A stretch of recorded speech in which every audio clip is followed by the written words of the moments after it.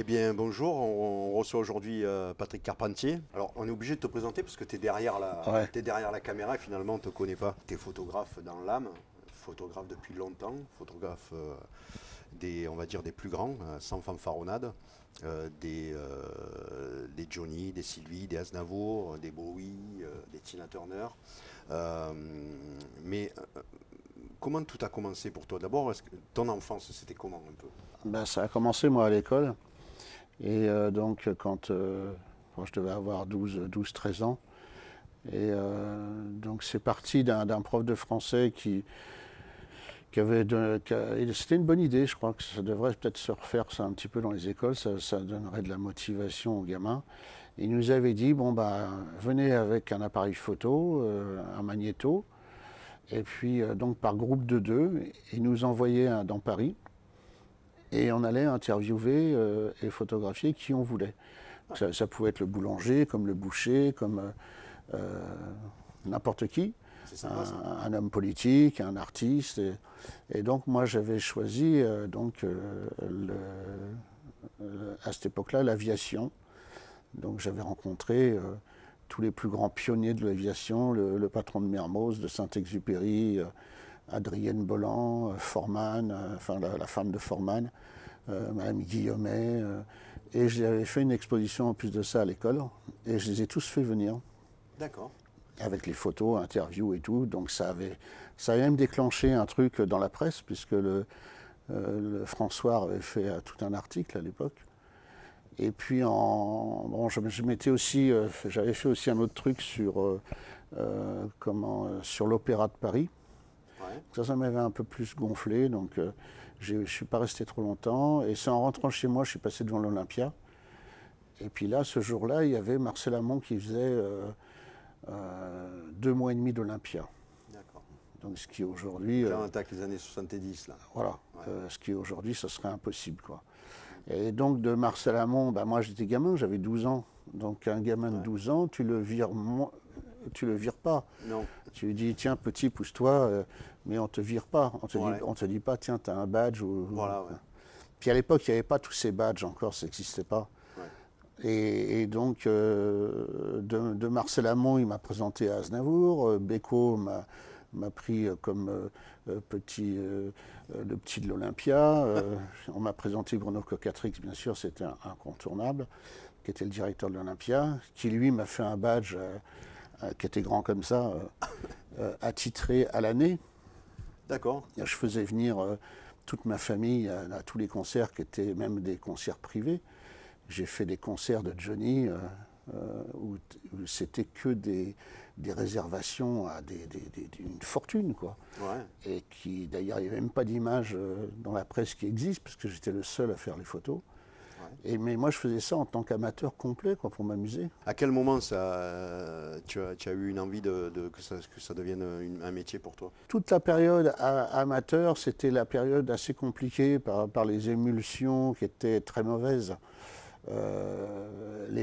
Pour faire de la photo de scène, puisque moi j'avais choisi cette direction-là, la photo Ouais. de scène, les artistes, parce que j'aimais bien la musique, enfin j'aime toujours la musique et les artistes, mais tout ce qui est un petit peu compliqué.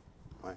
Le, Le live, le la cinéma, vraie vie, voilà, quoi. le Ouais. cinéma, le théâtre, enfin plus le cinéma que le théâtre, mais j'avais choisi cette optique-là. Et la difficulté à l'époque, c'était les émulsions. On n'avait pas de pellicule sensible. Non. Les pellicules sensibles sont arrivées dans les années 80 où on pouvait monter à 400, 1600. Après, il y a eu 3200. Ouais. Alors, pour ceux qui ne savent pas, c'est la sensibilité de la sensibilité pellicule. de la pellicule. Ce qui nous permettait de travailler avec des optiques qui étaient un peu moins chères que les autres, qui ouvraient à 2 ou 2,8, ce qui nous permettait plus de travailler avec une faible lumière. Puis à l'époque, il n'y avait pas de lumière de scène. Non, il n'y avait pratiquement rien. Reggiani ou Sardou ou Johnny, ils avaient une poursuite en façade. Ça leur faisait les poches noires sous les yeux. Ici, c'était tout noir. Ouais. C'était horrible. C'était un fromage blanc, le truc. Et après sont arrivées les lumières à la Claude François, à la Johnny, Ouais. du concert américain, où là on mettait plus de budget dans la lumière. Jacques Rouvérolis d'ailleurs a fait les premiers Ah, concerts. c'est Jacques Rouvérolis, je crois que c'est pratiquement l'inventeur de la lumière Voilà, en live, quoi. voilà. Et d'ailleurs, je suis très pote avec lui, j'aime beaucoup Jacques. Et, euh, et donc c'est là où ça a vraiment commencé à changer le métier de photographe de scène. Ouais, Parce que moi, à l'époque où j'étais amateur en tant que photographe de scène de l'Olympia, je dis bien amateur et où je m'amusais, c'était un photographe qui s'appelait Jacques Verrier, qui était photographe de ouais, l'Olympia. Il faisait les photos de tous les artistes qui passaient là-bas, Brel, Edith Piaf et tout, à la chambre. d'accord. C'est-à-dire que le mec, il tenait la chambre sur son épaule. Ouais, Alors la chambre, pour ceux qui ne savent pas, c'est avec un soufflet et ouais, qu'on utilise très souvent en studio pour faire des images de très grand format. Et ben, lui faisait les photos de l'Olympia avec ça. ouf, Donc c'est sûr que moi, avec mon petit boîtier à 10 balles, j'avais pas je pouvais même pas imaginer arriver à sa hauteur à ce mec-là. d'accord. Ouais. Et puis après, bon là, ça a commencé donc à évoluer dans tout ce qui était sensibilité de pellicule, matériel photo, etc. Où là, bon bah, de toute façon, la photo, soit on était bon, soit on était mauvais, mais il n'y a pas de moyen en photo. Non, Euh, c'est où elle est bonne ou elle est floue. voilà. Donc si tu fais 10 bobines et que tu fais du fromage blanc ou ta pellicule est toute noire, bah, tu n'as plus qu'à aller changer un métier, quoi. Tu changes de métier. Le matériel a réellement changé après les années 80. Ouais, le matériel, et puis aussi bien de notre côté à nous, matériel, mais aussi du côté des artistes, Les artistes, oui. où là, il y avait une préparation, aussi bien tenue vestimentaire que coiffure, que éclairage. À tout niveau, ça a changé. Ouais, Puis moi, à cette époque-là, il y avait l'Olympia et Bobino. ouais. Basta, c'était fini. Les Zéniths n'existaient pas, Non. Bercy n'existait pas, les salles de concert en province, ça n'existait pas. C'était des petites salles des fêtes. Ouais, c'est Dans les petites salles. je crois que les Zéniths, je ne sais pas si on les doit pas à une discussion qui part avec Johnny, je crois. Oui, oui, C'est non, Johnny c'est qui- parti de Renault. C'est Renault qui a fait l'ouverture du Zénith à Paris. Ouais. Avant le Zénith, ça s'appelait le Pavillon de Paris. Oui, le pavillon de Paris où Voilà. Johnny est passé assez Voilà, souvent. où Johnny est passé en 78, si ma mémoire est bonne, et ensuite qui a été transformé en Zénith à l'époque de Jacques Lang.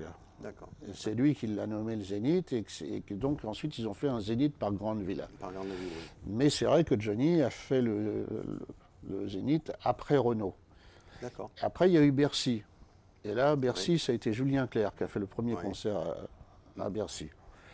Mais sinon, toutes ces salles-là n'existaient pas. Puis alors, quand tu allais en province pour faire des photos d'un artiste, tu te retrouvais dans une salle des fêtes. Alors là, Salle des c'était fêtes ou un chapiteau. voilà, et là c'était un éclairage que tu mettais dans une boum, quoi. C'était C'est vrai et si tu ramenais une merde à l'artiste, et il te disait mais comment ça se fait que tu fais de la photo horrible comme ça, et tu lui disais ben je photographie ce qu'il y a à photographier, tu vois. Si tu me mets du orange, ben tu Ça auras du sera orange. Voilà. Voilà, ouais, bien sûr. Et Ouais. donc c'était les difficultés de la photo à l'époque. Ouais, et après, il y a eu La dans lumière les du années jour. la lumière du jour, les années 90 avec les stades.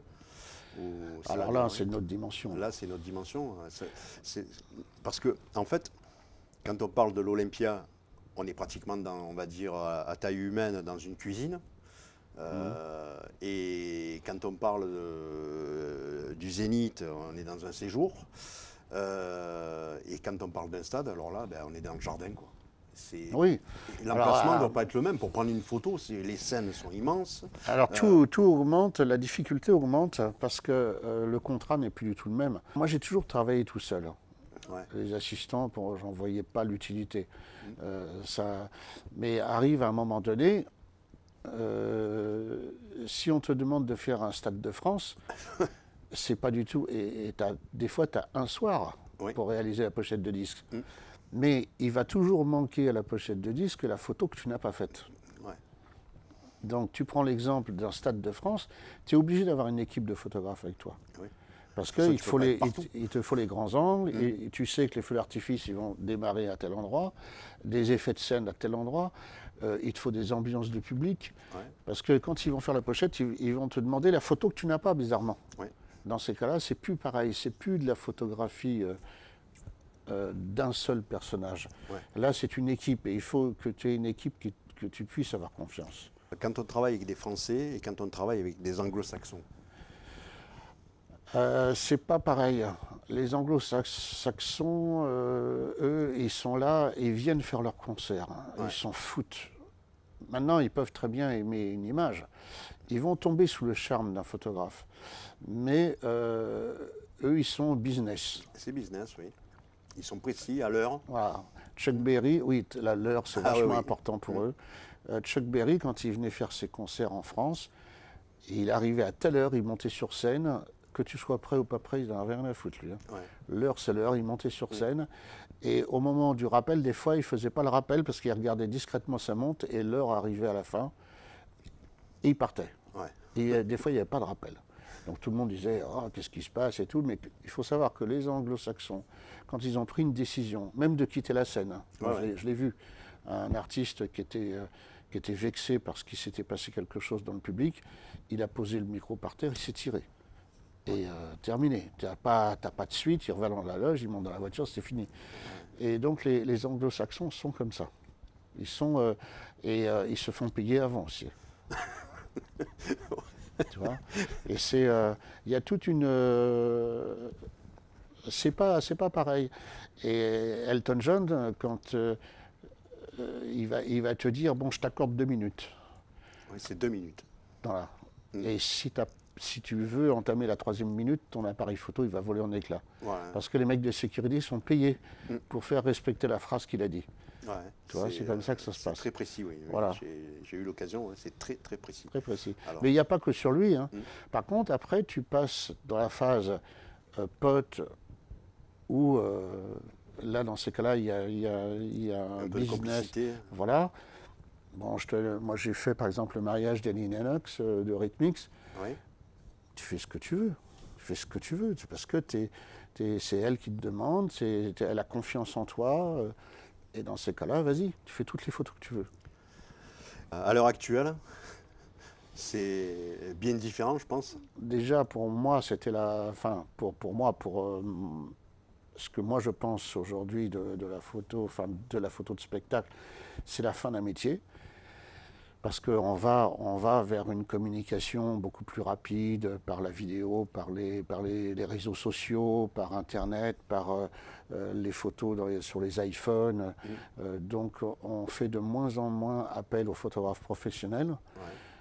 Parce que les gens se disent, moi je me débrouille très bien avec les photos que je fais sur mon iPhone, je ne vois pas pourquoi, enfin iPhone ou Samsung, hein, mais les gens se disent, je ne vois pas pourquoi j'irai plus loin. Et aujourd'hui, avec ce qui nous tombe dessus, cette histoire de Covid-19, eh ben ça c'est la cerise sur le gâteau, on va dire. Hein. Ouais. Mais ça ne touche pas que notre profession, ça va toucher la vidéo, ça va toucher la musique, ça va toucher tout l'événementiel. Je pense que c'est un changement de société complet. Oui, et puis dans les entreprises vont se dire, ah ben disons, le télétravail, en fin de compte, c'est pas mal, parce que au lieu de prendre des bureaux de 400 mètres carrés, on va faire ça à la maison, et vous allez tous bosser de chez vous, Ouais. Comme et ça, on ne paiera pas de loyer. On ne paiera pas de loyer. Tu vois, ça va se passer, il va y avoir une mutation, voilà, chercher le mot, c'est une mutation. Quel a été ton plus beau rendez-vous? Je dirais, bon, il y avait Annie Lennox, le mariage, c'était un beau rendez-vous. Sinon, tout ce qui était Hallyday, James Brown, était très beau rendez-vous. Il y en a eu plein, en fin de compte. Quel est le rendez-vous que tu as manqué? J'ai manqué celui de Alain Delon, mais pas de ma faute. Hein. C'est tout simplement qu'il s'était séparé de son photographe. Moi, j'avais été présenté à Alain Delon par un de ses amis. Il m'a fait appeler. Je peux te dire d'ailleurs, c'est Frédéric François qui m'a appelé en me disant Patrick, il faut tout de suite que tu appelles le bureau d'Alain Delon parce qu'il veut faire une séance photo avec toi. Et dans l'intermédiaire, le photographe qui s'était fait jeter a refait de la lèche à Alain Delon pour refaire les photos et donc il l'a repris. Quel est le rendez-vous que tu aimerais avoir? Alors bien sûr, pourtant j'en ai déjà fait, mais j'aime bien le cinéma. Et dans certains acteurs américains, j'aimerais bien faire, ou alors en France, Depardieu. Ah oui, ça c'est quelque chose. Ouais. Tu retiens quoi de la vie, toi? C'est toujours compliqué. C'est-à-dire que soit Je pense que c'est pareil pour les artistes, ça, il doit y avoir beaucoup de hauts et de bas. Mais ce que je retiens de la vie dans mon métier, c'est que j'ai l'impression des fois d'avoir fait des choses, d'avoir côtoyé des gens inaccessibles. Puis en fin de compte, quand tu regardes bien, tu fais comme tout le monde, quoi. Tu fais ton boulot. La place de la famille dans ta vie? Oh là, malheureusement, ça m'a coûté un divorce. Bon, les enfants, ça va, sont toujours là. Mais sinon, notre métier de photographe comme ça, d'artiste, c'est un tue-l'amour, quoi. Enfin, c'est pas un tue-l'amour pour c'est un tue-couple, quoi. Les amis? C'est très faux. Moi, je dirais pourtant, je peux dire qu'il y a énormément d'artistes avec qui on peut dire que je suis ami, mais c'est pas. Des fois, je me tue à leur dire ça, c'est pas de l'amitié. Ça a duré déterminé, peut-être? Ouais, je dirais plutôt c'est une relation de travail. Ouais. Plus intime qu'à un autre, mais c'est une relation de travail qui est très éphémère, parce qu'un artiste, le jour où ça va plus pour lui, il envoie tout le monde sur les roses, quoi. Ouais. Et puis un artiste, il va profiter des fois de l'amitié pour te la faire à l'envers. Tu vois, et il dira, oups, je savais pas qu'il fallait t'appeler pour donner une photo, tu vois. Ouais. Parce que l'artiste, il part du principe que si tu le photographies, bah, que c'est lui Ouais. que tu photographies, et donc la photo lui appartient. Ben non. Il y a des droits musicaux pour lui, et il y a des droits photographiques pour moi. Ouais. Et ça, Ouais. pour faire rentrer ça, ils le savent, hein, Oui, oui, ils le savent. Ouais. mais pour faire rentrer ça dans la tête d'un artiste, Tu détestes quoi dans la vie? je déteste tout ce qui arrive actuellement, voilà, toutes les choses qu'on est en train de modifier pour quelque part nous dire ce qu'on doit faire. Ouais. Et on est en train un petit peu de nous prendre par le bout du nez. Et voilà, ça, je déteste ça. Et je déteste qu'on intervienne sur nos libertés, quoi. La photo la plus folle que tu aies faite? Là, c'est Joker parce que j'ai tellement fait de photos. J'ai été photographe de l'agence aussi de mannequins, donc ouais, de Élite. De Élite pendant plus de 10 ans. Et donc, tu voyages dans le monde entier. Minimum, je prenais 10-12 fois l'avion par mois. Donc c'était des... Aujourd'hui, c'est impossible, c'est fini ça. Non. Fini. Donc avant, c'était sexe, drogue et rock'n'roll? Alors moi, c'était surtout sexe. C'était pas drogue, j'ai jamais testé ça. Et voilà, sexe et amusement. Donc rock'n'roll. Voilà. Ouais. Voilà. Et maintenant, c'est gourmandise canapé? Même plus, parce qu'aujourd'hui, pour les boîtes de prod, ils te donnent même pas une bouteille d'eau. Avant, moi, les boîtes de prod que j'ai connues avec Louvain ou Charles Tallard ou Marouani, ouais. Mais c'était des buffets, mais de folie. Ouais. Charles Tallard pour Notre-Dame de Paris, à Londres, le Grand Parc à Londres, il en avait fait un restaurant de toutes les spécialités du monde entier. C'était le soir de première de Notre-Dame de Paris à Londres. Et il avait fait décorer un TGV, enfin un Eurostar, ouais. Il avait fait décorer avec les cloches de Notre-Dame de Paris, et l'Eurostar était que pour nous, les artistes et les photographes. Aujourd'hui, c'est de l'impossible. Si je montre les photos de cette soirée-là, on va me dire, mais c'était sur notre planète, c'est pas possible. Nostalgique ou tu vis avec ton temps? Je suis obligé de vivre avec mon temps. On est très nostalgique, bien sûr. Oui.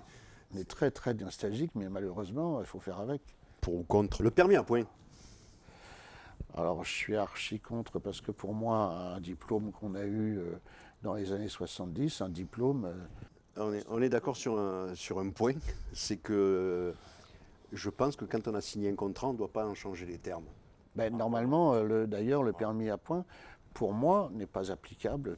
Bon, moi j'ai tous mes points encore, mais je trouve inadmissible qu'un permis permanent devienne un permis à durée temporaire. Déterminée, temporaire. L'euthanasie. Je suis pour, oui. Ouais. C'est une question de dignité? Bah, je pense que le gars, il sait qu'il va mourir. Tu vois, j'ai encore le cas hier. Ma compagne, son grand-père a été voir son comment dire, le gars qui s'occupe des poumons, lui a annoncé un cancer, mais il a dit attention, c'est un cancer foudroyant, Foudroyant, ouais. vous en avez maximum pour 6 mois à vivre. Tu te rends compte dans la tête du mec ce qui se passe Ouais. c'est une peine de mort qu'on lui annonce. Hein. On lui annonce, voilà, il vous reste 6 mois à vivre. Et là-dedans, ça doit tout. Là, pour l'instant, il marche et tout, il fait ses courses et tout. Mais il sait que dans 6 mois, le rideau se ferme. Ouais. Pour ou contre les cons? Ah, bien sûr, contre. Bon, on va faire un petit j'y crois pas. Le Père Noël. Pour les enfants, j'y crois. Toi, c'est plutôt Père Fouettard? Non. Non? Jamais, j'ai même jamais tapé mes enfants, jamais. Ouais. Un enfant, on peut l'élever à la parole. Hein. Est-ce que tu crois aux extraterrestres? Un petit peu des fois, ouais. Ouais. Ouais, parce qu'il y a des choses qui sont bizarres. Tu aimerais être le premier photographe à prendre un extraterrestre en photo? Oh, bah on est tous à l'affût d'un scoop. Hein. Ouais. On en a un extraterrestre. Hein. Oui, ça va. Et je l'ai pas encore pris en photo, lui, mais ça va venir, parce que j'ai pris beaucoup de présidents en photo. Comme ça, j'ai dit à moitié son nom. La vie après la mort? Moi, j'y crois beaucoup. Ouais. Ils ont inventé le fil à couper le beurre il y a 2 siècles, et pendant des milliards d'années, on a vécu à l'âge de pierre, et là, d'un seul coup, en 100 ans, en un siècle, regarde l'évolution qu'on a faite. Ouais. Moi, quand les portables ont commencé à sortir, mon fils il me disait tiens, donne-moi ça.